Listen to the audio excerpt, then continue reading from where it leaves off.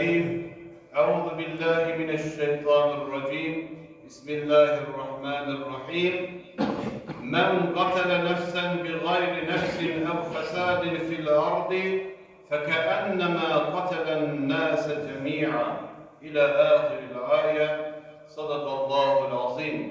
وقال النبي صلى الله عليه وآله وسلم: من لا يرحم الناس لا يرحمه الله. صدق رسول الله فيما قال أو كما قال أو قريبا منه. Möhtərəm, əziz, izzətli möminlər, həmişə olduğu kimi hər kəsdən əvvəl özümə və sizə ədalətli olub uca Allahdan haqqı ilə qorxmağı tövsiyə edirəm. Bugünkü xutbəmiz, möhtərəm möminlər, İslam terrorun hər növünü lənətləyir. Bu başlıq altında olacaq. Möhtərəm möminlər, insan yaradılış etibariyle seven ve sevilen, merhamet eden, herkesle hoş davranan, güzel rəftar sahibi olan, öz ailesi, yaşadığı cemiyeti ve halkı hülase, beşer evlatları ile sülh içinde yaşayan bir varlıktır.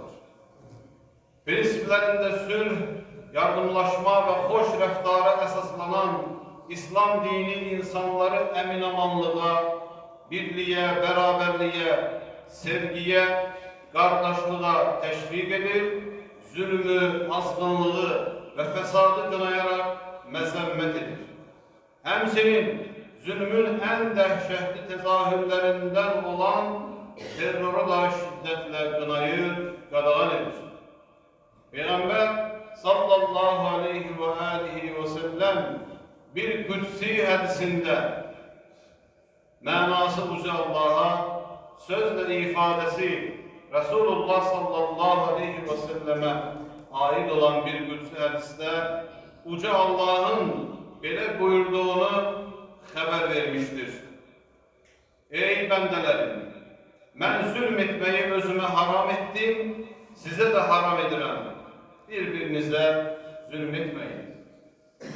Peygamberimiz aleyhissalatu vesselam insanlara zarar vermeye ve zulmetmeye karşı çıkmış, bunun eksine onlarla hoş ve merhametle davranmalı buyurmuştur. Hadislerinin birinde Allah Resulü aleyhissalatu vesselam böyle söylemiştir: İnsanlara merhamet etmeyene Allah da rahmetmez. Allah Resulü aleyhissalatu vesselam başka bir hadisinde yalnız insanlara değil, yeryüzündeki bütün canlılara şefkatle yanaşmalı buyurmuş, Allah'ın rahmetine nail olmak için yeryüzündeki canlılara karşı rahimli davranmanın vacipliğine dikkat çekmiştir.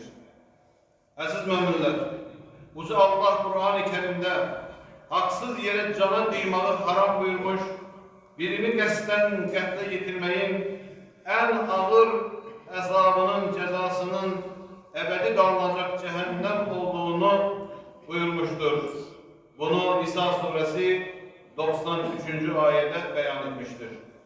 Həmçinin Uca Allah Maide suresinin 32. ayesinde herkes bir kimseni öldürmemiş, bununla da özünden kısas alınmaya yer koymamış ve yeryüzünde fitne fesat töretmemiş bir şahsı öldürerse, o bütün insanları öldürmüş kimi olur?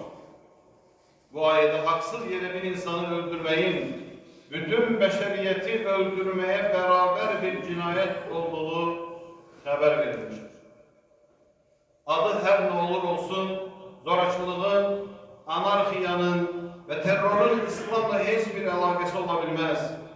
Bu tür hareketleri merhamet ve ihtiram dini olan İslam'a ait etmek asla ve asla doğru değildir. Dinimiz her gün anarxiyaya, fesada, tehribatçılığa, işkence ve eziyeti, hülasa terörün her növünü ve şiddeti mütlak şekilde qadağan etmiştir. İzzətli müminlər, Terör insanlığa karşı büyük bir cinayettir.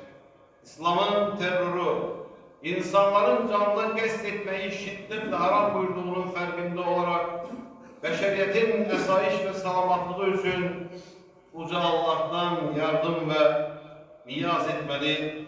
Bu sebepten Rabbimize sığınmalıyız. Çünkü Uca Allah Bekara suresinin 208. ayetinde beyanında buyurmuştur ve bununla da hutbemizi yekunlaştırırız. Allah Azze ve Celle böyle beyan edir. Ey iman getirenler! Hamınız bir yerde sülhe, İslam'a gelin. Şeytanın yoluyla gitmeyin. Çünkü o sizin açık aşikar düşmanınızdır.